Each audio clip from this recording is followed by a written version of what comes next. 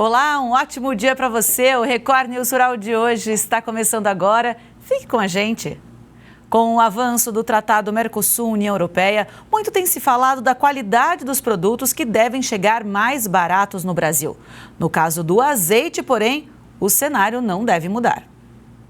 Desde março de 2025, os azeites importados da União Europeia entram no Brasil com alíquota zero. Por isso, o Tratado de Livre Comércio entre Mercosul e União Europeia, que pode ser assinado ainda essa semana, não deve alterar os preços dos produtos que chegam ao Brasil. Além disso, de acordo com o Instituto Brasileiro de Olivicultura, o IBRA-Oliva, a qualidade do azeite também não deve mudar. O país continuará recebendo produtos sem identificação clara de procedência e de safra, frequentemente rotulados como extra virgem. Vamos continuar recebendo aqui no Brasil o que não é usado na Europa, o refúgio da Europa, um azeite de baixíssima qualidade que é trazido para o Brasil a preços baixos. Em nota, o IBRA-Oliva diz que acompanha e apoia os acordos entre os dois blocos, mas afirma que seguirá defendendo a qualidade do azeite de oliva comercializado no Brasil e espera que o governo brasileiro adote políticas de reciprocidade em relação aos produtores europeus. Nós, no IBRA-Oliva, defendemos uma assimetria de tratamento. O que nós queremos é que, mesmo que o produtor europeu tem de subsídio, de incentivo do governo, de projeto de fomento à atividade, de baixa tributação, ocorra no Brasil. Nós queremos que o governo brasileiro nos garanta uma competitividade interna com o nosso azeite, um azeite verdadeiro, um azeite de qualidade, um azeite verdadeiramente extra virgem e não com o rótulo de extra virgem como vêm esses europeus. E na França, agricultores usaram tratores para bloquear o centro de Paris num protesto contra o acordo entre a União Europeia e o Mercosul. Um comboio com cerca de 350 tratores cercou as ruas da capital francesa. Os agricultores passaram pelo Arco do Triunfo e em seguida acamparam em frente à Assembleia Nacional. Os produtores também despejaram toneladas de batatas sobre uma ponte da capital. O protesto é contra o acordo entre União Europeia e Mercosul, aprovado na última sexta-feira. O setor alega que o tratado cria uma concorrência desleal. O primeiro-ministro da França, Sébastien Lecornu, anunciou uma lei de emergência agrícola. O governo indicou que as prioridades serão o acesso à água e aos meios de produção para atender às reivindicações dos sindicatos agrícolas. Os protestos contra o acordo União Europeia e Mercosul se espalharam pelo continente desde novembro. O tratado vai ser assinado neste sábado no Paraguai, mas para valer de fato, o texto ainda precisa do aval do Parlamento Europeu.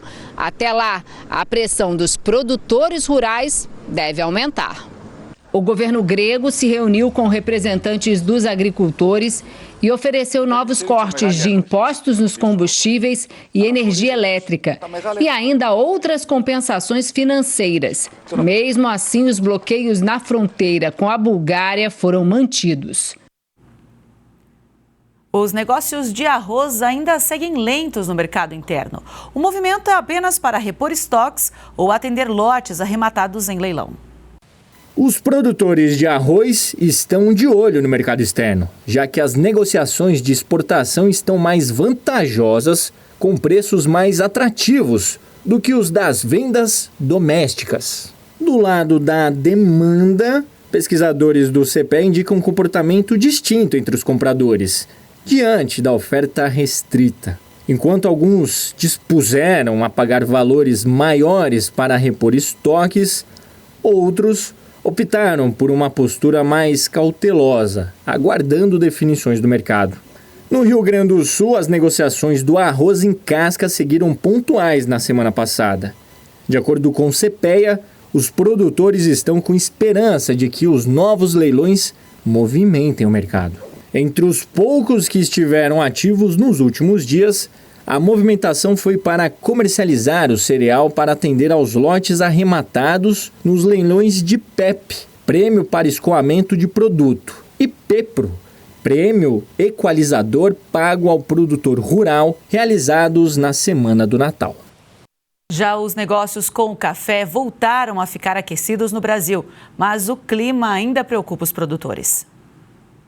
Após o recesso de final de ano, as negociações de café voltaram a ficar aquecidas no mercado doméstico e os preços tiveram as cotações internas puxados pelas valorizações externas. Para os pesquisadores do CPEA, o movimento de alta se intensificou a partir do dia 6 de janeiro, quando os contratos futuros registraram um forte aumento na Bolsa de Nova York, resultando em avanço do volume comercializado no mercado brasileiro, e seguiu motivado por um cenário de pouca chuva em importantes regiões produtoras do Brasil, o que gera preocupação quanto à safra 2026-27, atualmente em desenvolvimento e enchimento de grãos. A elevação do real frente ao dólar também favoreceu as altas do mercado futuro. Ainda segundo o CPEA, com a virada do ano, alguns agricultores tinham a necessidade de fazer caixa, o que colaborou para o aumento da liquidez no período. A criação de animais vai além da alimentação e de treinos. Para ter bons resultados com os bichos, o manejo sanitário é um item primordial em propriedades direcionadas à pecuária. Em que consiste o manejo sanitário de uma fazenda? Vai desde a higiene, fornecimento de alimentos de qualidade e fazer o controle das vacinas dos animais. Todos os dias são limpos os ambientes onde o animal fica, fornecimento de alimentos, troca de água, tudo isso faz parte do manejo sanitário. E esses ambientes eles devem ser limpos várias vezes ou uma vez só? Como é que funciona essa periodicidade? 2 vezes ao dia. E em relação aos alimentos? Também são fornecidos 2 vezes ao dia. Apesar que a maioria dos animais aqui são criados a campo. Mas quando chega perto do evento da gente, que é o leilão, a gente dá um trato melhor nos animais que vão ser ofertados aos nossos clientes. Romero, e em relação à água dos animais, é preciso tomar também esse cuidado? Muito importante. É primordial a qualidade da água e a limpeza. Agora me diz uma coisa, se o pecuarista, por exemplo, ele não tem esse cuidado com esse manejo, quais as consequências que ele pode enfrentar? Vai desde o atraso do desenvolvimento do animal até adquirir uma doença e chegar a óbito. Como será que fica o clima nesta quinta-feira aí na sua região? Vamos ver agora na previsão do tempo.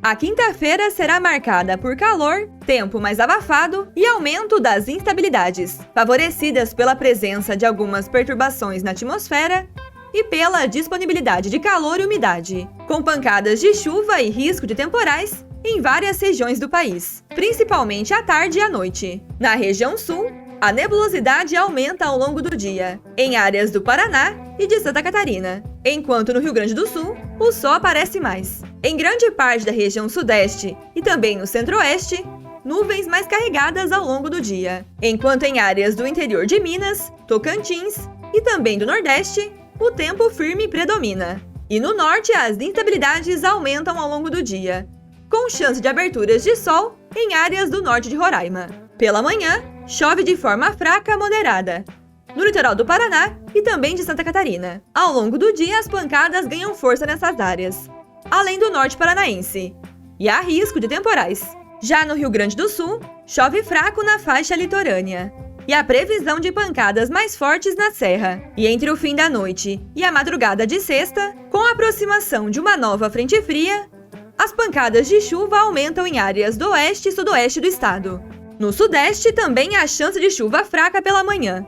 No norte, nordeste e litoral sul de São Paulo, além do Triângulo, sul e leste de Minas e do Espírito Santo. À tarde, as pancadas ganham força na região, onde chove de maneira moderada a forte e há risco de temporais pelo estado paulista, Triângulo e sul de Minas, além do sul fluminense, com rajadas de vento podendo chegar até os 70 km por hora na região dos lagos. E a situação é de perigo para volumes elevados de chuva no leste e nordeste paulista, sul de Minas e também do Rio de Janeiro. Pela manhã, também há chance de pancadas isoladas em Mato Grosso e em Goiás. À tarde, as instabilidades aumentam pela região central do país e pode chover de maneira moderada a forte, com risco de temporais no noroeste de Mato Grosso, além do sudeste de Goiás. No Nordeste, manhã com chuva fraca em áreas da faixa litorânea leste, além do Maranhão e do Ceará. À tarde, as pancadas aumentam nessas regiões, além do norte do Piauí, oeste da Paraíba e do Rio Grande do Norte, onde também pode chover de maneira mais forte. E desde cedo também chove no Amazonas, Acre, Rondônia e em áreas do Pará. Ao longo do dia, as instabilidades aumentam e se espalham mais. E há risco de temporais no oeste da região norte, além do leste do Amazonas e oeste do Pará. E no Amapá, a atuação da zona de convergência intertropical mantém chuva frequente ao longo do dia. A umidade do ar segue mais baixa no interior do Nordeste e entra em atenção em algumas áreas. Em grande parte da Bahia, norte de Minas, sul do Piauí e do Maranhão, oeste de Pernambuco, além de áreas do Tocantins e nordeste de Goiás, os índices podem ficar abaixo dos 30%. E em relação às temperaturas para esta quinta, máximas de 28 graus em Goiânia, 30 em São Paulo, BH, Palmas e Cuiabá, 32 em Salvador, 35 no Rio e até 36 graus em Porto Alegre. Considerada uma das propriedades rurais mais antigas de Goiás, a Fazenda Babilônia foi construída por escravos no século XVIII. O local foi sede de um grande engenho de cana-de-açúcar e há mais de 60 anos foi tombada como Patrimônio Histórico Nacional. A propriedade, que está a poucos quilômetros de Pirenópolis, guarda memórias de um Brasil colonial. O local, que hoje produz alimentos para um legítimo café colonial com quitutes sertanejos, também recebe visitantes em um museu de tamanho real. As paredes de taipa, a bela arquitetura colonial das grandes fazendas, um monjolo usado para moer e descascar grãos e as grandes rodas de engenho são parte da memória viva, que resiste ao tempo na propriedade, que já foi um dos engenhos de cana-de-açúcar mais importantes do centro do país. Isso há mais de 200 anos. Quem vai passear com a gente pelo local é a Thelma. Foi o bisavô dela quem comprou estas terras, que ela preserva como memória para as futuras gerações. Nossa visita começa em um grande salão, onde ficava uma enorme moenda de cana. A Babilônia, ela foi um engenho de açúcar, né? Mas ela teve também outras produções. Teve a produção do algodão e da mandioca, né? Que foi a base alimentar do povo brasileiro, de 1500 a 1600.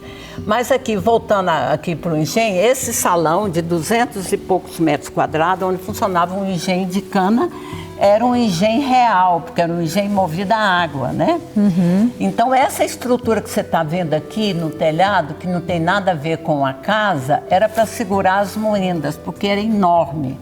Então, a cana chegava aqui através do carro de boi, né? Que tá ali. Porque esse carro de boi, você está vendo, ele era o trator da época, podemos dizer assim. Quando era para carregar, por exemplo, a cana, não precisava daquela palha ali, que é a esteira.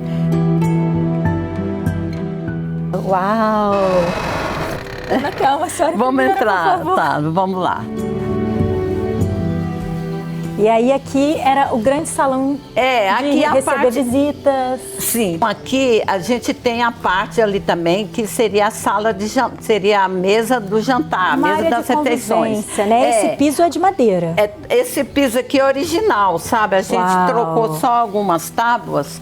Essa mesa aqui, eu posso dizer que ela está aqui desde o início, porque essa mesa aqui, vou até sentar aqui para me te mostrar. Tá. Ela é cheia de nomes, mas esse nome aqui, ó, PS, é o nome do meu bisavô. Aqui era o lugar que o meu bisavô sentava para tomar refeições, sabe? Ficava se distraindo, talhando ali a madeira. Ele assinou. Agora aqui era num período... Na época de eu jovem, as pessoas vinham e começaram a escrever. Depois meu pai pediu para parar, porque ia acabar com a mesa, né? Mas você tem data aqui de 1951. 1951. Tem 1949. E nesse corredor aqui, a gente está a caminho do que é um museu que a senhora guarda algumas peças aqui, né? Mas antes tem uma paradinha aqui para mostrar uma coisa extremamente importante. Tá, que é a parede de taipa. A parede de taipa. Então, pois aqui é taipa, porque nós temos dois tipos de taipa na arquitetura colonial. Tem a taipa de supapo Tá. E a taipa de pilão. Tá. Eles fazem como fazer armação para concreto, Tá. só que é barro com capim, saibro, entendeu? Eles colocam também capim, igual casinha de João de barro, não tem, eles misturam barro com coisa de capim, para dar mais liga, né? E essa casa aqui foi construída com? Taipa de supapo. O que é uma taipa de supapo? É porque o supapo é um tapa. E por que fala supapo? É porque os escravos tinham que preencher esses espaços vazios da grade com o barro. Então ele dá um supapo, fazia pá. E aqui o museu? É, um aqui pequeno museu, não tem nada catalogado, mas eu guardei as peças. Muitas coisas aqui, olha, do dia a dia da fazenda, não é? Sim, a maior parte aqui é daqui mesmo, sabe? Deixa eu começar. Quer ver? Isso aqui são as medidas da minha avó. Minha avó morreu, eu tinha 4 aninhos. Uma medida, meia medida, um salaminho. Eu queria mostrar essa capa de chuva, que era dos carreiros, dos carros de boi. Me mostra, isso é uma capa de chuva? Capa de chuva. Se você pegar os livros de história, você vai ver desenhos. Aqui, isso aqui você joga nas costas, tá empoeirado. Não é nada, não.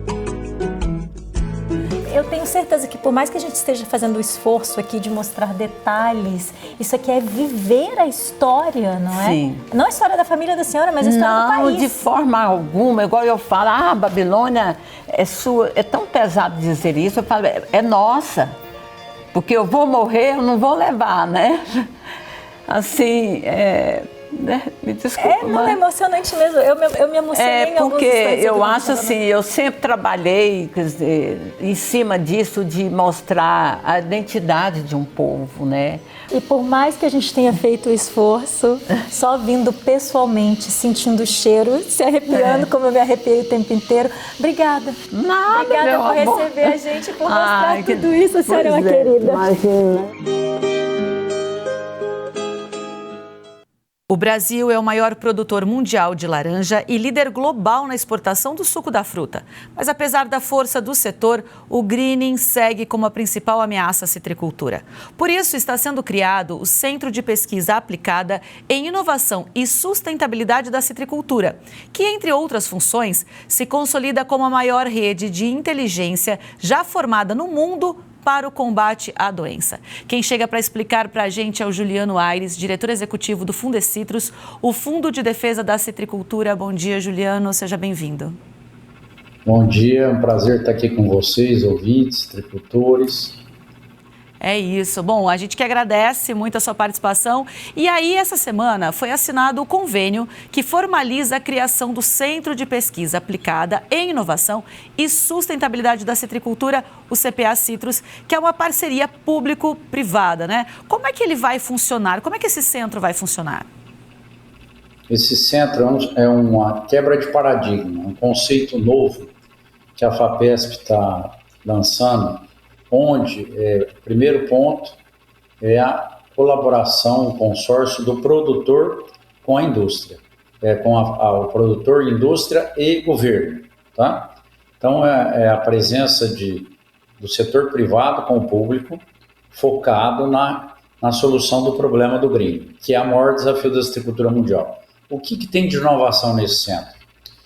Diferente dos demais centros que foram feitos até hoje, que normalmente era uma instituição de pesquisa com apoio do setor privado, esse não. Ele terão 19 instituições de pesquisa envolvidas, mais de 70 pesquisadores do Brasil e de 7 países do exterior. Então, nós estamos buscando, nesse centro, as mentes mais brilhantes que existem para atuar em todas as frentes para buscar a solução desse problema. Então, é um avanço muito grande. Nós vamos estar formando gente nova, 130 bolsistas ou pós-docs, mestrandos, estarão sendo formados nesse período de 5 anos. É um centro que, depois de 5 anos, se renovará por mais 5 anos. São cerca de 200 milhões de reais que serão aportados em 10 anos. Então, é assim, esse centro ele vai estudar todos os aspectos, como que o inseto adquire e transmite a doença, qual a melhor forma de combatê-lo, se há maneiras para buscar uma cura dessa planta, a planta resistente, enfim, toda abordagem de A a Z será atacada, né? Buscando uma solução para o problema, já que a citricultura do mundo tem sido fortemente afetada por esse problema. É interessante quando a gente observa, né, Juliano, que o mundo inteiro, como você acabou de dizer, é acometido pelo greening, a citricultura mundial. O Brasil também tem um grande índice, daqui a pouco a gente fala sobre isso, mas foi o país que acho que melhor ou mais rápido reagiu a essa doença, que não é nova, mas esse centro agora vem para mais uma vez fortificar essa ideia e fortalecer o pioneirismo do Brasil. Essa doença ela é centenária. Ela está na Índia, na China, de onde ela é proveniente, há mais de 100 anos, né? Na África do Sul. Na América, ela foi detectada em 2004 no estado de São Paulo, em 2005 na Flórida. A Flórida saiu de uma safra de 240 milhões de caixas há 20 anos atrás para 15 milhões agora. Então, ela está produzindo 6, 7% do que produzia no passado. Agora, o estado de São Paulo, apesar do greening ter um índice aí de próximo de 47% de planta doente, ainda ele tem produtividades muito boas. Estamos produzindo quase 300 milhões de caixas de laranja e nós estamos conseguindo aprender rapidamente como manejar essa doença. E os pomares jovens que estão sendo implantados têm índices menores, embora a doença tenha um nível preocupante. A gente já está vendo a luz no fim do túnel, nós temos esperança. Agora, por que é importante um centro desse? Quando você tem um inimigo novo, você o desconhece, você precisa entender melhor como que o clima interfere na bactéria, que é a causadora da doença, no inseto transmissor. Todas essas variáveis, para nós, eram novas, e elas têm diferenças entre as regiões. Então, nós avançamos muito desde a detecção da doença, há cerca de 22 anos, vai fazer agora em março. A primeira planta detectada foi em março de 2004, né? E a citricultura está vencendo esse problema com esse conhecimento que tem sido gerado. Nós tivemos um problema muito sério no passado, como foram outras doenças e pragas, a tristeza, o cancro cítrico, a clorose variegata dos cítricos e muitas outras. E todo esse enfrentamento com diferentes pragas e doenças, ela foi, de certa forma, preparando o citricultor para enfrentar o mal maior, que é o greening, que é o maior desafio da citricultura mundial. Então, assim, nós estamos otimistas. O governo do estado de São Paulo está colocando um aporte considerável, mas mais importante que o recurso é a inteligência. Nós temos um capital intelectual de pesquisadores da USP, do IAC, da Embrapa, do Fundecido, das diferentes instituições do Brasil e do mundo, que farão a diferença. Então, nós esperamos que no longo desse período do desenvolvimento dessas pesquisas, muitas inovações e tecnologias novas surjam que possam amenizar a gravidade desse problema, e que o citricultor possa plantar nas regiões mais afetadas hoje, que é o centro e o sul do estado de São Paulo. É isso que eu queria trazer um pouco desses números, né? Que no cinturão citrícola de São Paulo e Minas Gerais, a última safra alcançou, como você disse, cerca de 230 milhões de caixas. O greening, claro, segue sendo a principal ameaça. No acumulado das últimas 5 safras, a doença causou a perda equivalente a mais de 100 milhões de caixas e, claro, com impactos significativos para produtores, para a indústria. Atualmente, da fruta que está no pé, 47,6% das plantas nos pomares comerciais dessas regiões estão afetadas. A gente está até vendo imagens aí, né, de um pomar, vendo a comparação do fruto sadio com o fruto doente, o pé que seca, enfim. É um prejuízo muito grande. Vale lembrar que a fruta infectada, contaminada, enfim, ela não oferece risco para o consumo. O problema é a queda, a perda de produtividade, tem-se todo um investimento para produzir e não tem esse retorno, né? A fruta não vinga, é mais ou menos isso? O que acontece, essa doença, ela é sistêmica na planta. O que significa? ela é distribuída na copa da laranjeira e no sistema radicular. E isso causa um desequilíbrio na planta. E a laranjeira que está doente, ela vai produzir menos frutos, frutos de menores tamanhos. Tem uma queda também mais precoce dessa fruta, ela fica um pouco mais ácida, tá? O sabor também não é idêntico, perde um pouco em qualidade. Então, tudo isso afeta não só a vida útil das laranjeiras, que ela vai produzir menos, ela chega a produzir, depois de 5, 6 anos, 25% do potencial. Uma perda muito significativa. E vocês observem aí, por exemplo, nessas fotos, em alguns casos extremos até a fruta fica seca, né? Ou menor, né? Deformada, cai mais precocemente. Então, tudo isso tem que ser tratado, principalmente na fase inicial, para evitar que aquele pomar seja devastado no médio e longo prazo. Então, a pesquisa está caminhando rapidamente. Todos os problemas fitossanitários que nós tivemos no passado foram vencidos. Esse é o mais grave, o mais sério. E a Fundação de Amparo à Pesquisa atendeu o pedido dos tricultores, do Fundecitos. Nós criamos essa rede com as principais instituições de pesquisas do Estado de São Paulo, do Brasil e do mundo, buscando uma solução para isso. E nessa última segunda-feira, em Piracicaba, na Exalc, nós tivemos a grata informação da assinatura do convênio, com a presença do reitor da USP, do presidente da FAPESP, principais tricultores, né, apoiado pelo governador do Estado de São Paulo, Tarcísio de Freitas, né? Então, tudo isso traz um alento, já que a principal região produtora de laranja no mundo está no Brasil, está no Estado de São Paulo, e nós precisamos manter essa cultura viva, que é geradora significativa de divisas e empregos do Estado de São Paulo. É a terceira cultura que mais gera divisas no agro no Estado de São Paulo. Depois da cana e pecuária, é a laranja. Suco de laranja, nós somos o maior produtor mundial. E nós temos que manter essa vantagem competitiva, porque isso é um diferencial nosso. De cada 10 copos de suco de laranja tomado no mundo, de 7 a 8 são originários do Estado de São Paulo. E o segundo maior competidor nosso, que era os Estados Unidos da Flórida, saiu fora do negócio para o greening. Então, a esperança do mundo para tomar suco de laranja está no Brasil, está no Estado de São Paulo. E nós vamos vencer mais essa batalha. Com certeza. Com inteligência, conhecimento e união. É isso que eu ia dizer. Eu só queria reforçar os números aqui, né? 75 pesquisadores, 19 instituições, 36 departamentos, 7 países. É gente do mundo inteiro pensando nisso, né?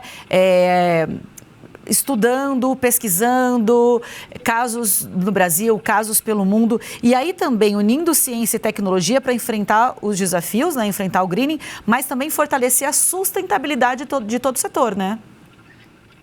Lembre-se, né, que é o principal fator de desenvolvimento de um país que traz prosperidade? Ele é baseado na ciência, no conhecimento, né?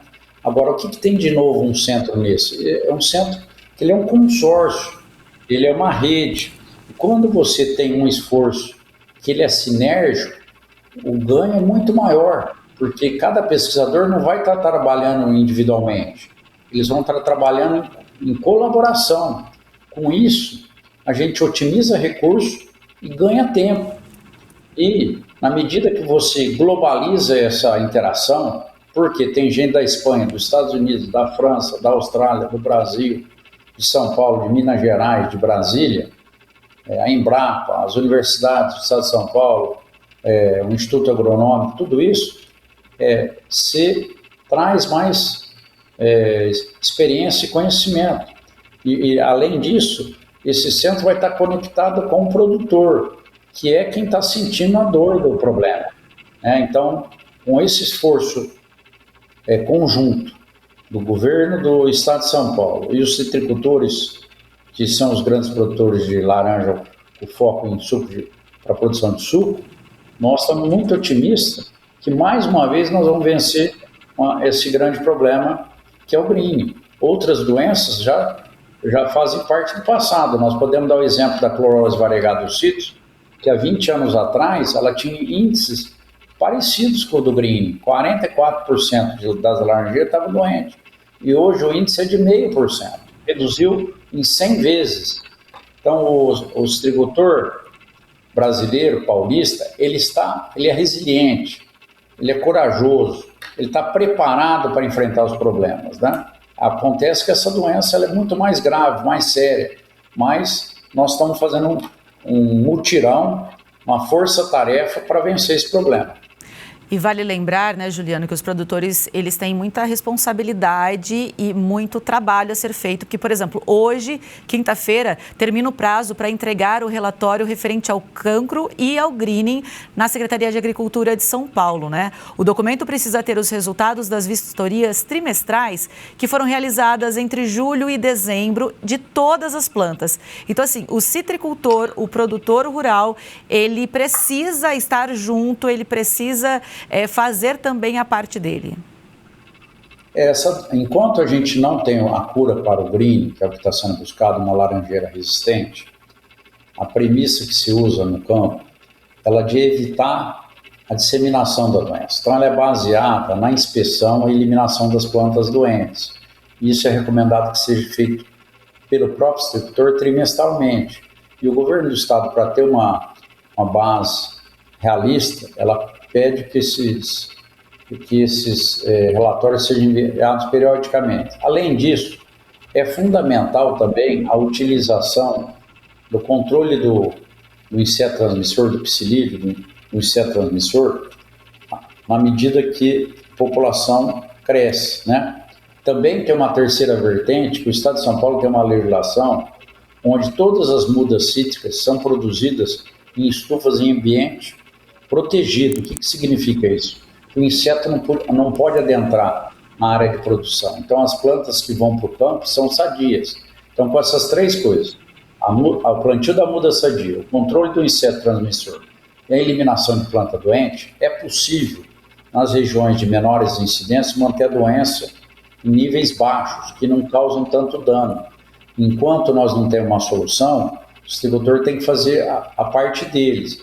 E ele pode contar com toda a assessoria dos agrônomos do Fundecidos, que é gratuita. Nós temos um mestrado profissionalizante para estar qualificando. O governo do estado também tem os engenheiros agrônomos da extensão orientando. Aqueles pomares semi-abandonados, também o estado tem uma ação sobre ele, para evitar que seja fonte de disseminação. Enfim, o citricultor é muito importante que ele faça a sua lição de casa, o seu trabalho, para que a gente mantenha essa doença em níveis aceitáveis e mantenha essa citricultura em pé. Com certeza. Juliano, eu agradeço muito a sua participação. A gente segue acompanhando tanto o setor como agora os trabalhos do Centro de Pesquisa também. Muito obrigada. Um ótimo 2026 para você. Obrigada. Estamos sempre à disposição do citricultor como aliado número 1 dele. Obrigada. E assim essa edição do Record News Rural vai terminando. Muitíssimo obrigada pela sua companhia e audiência. Até a próxima.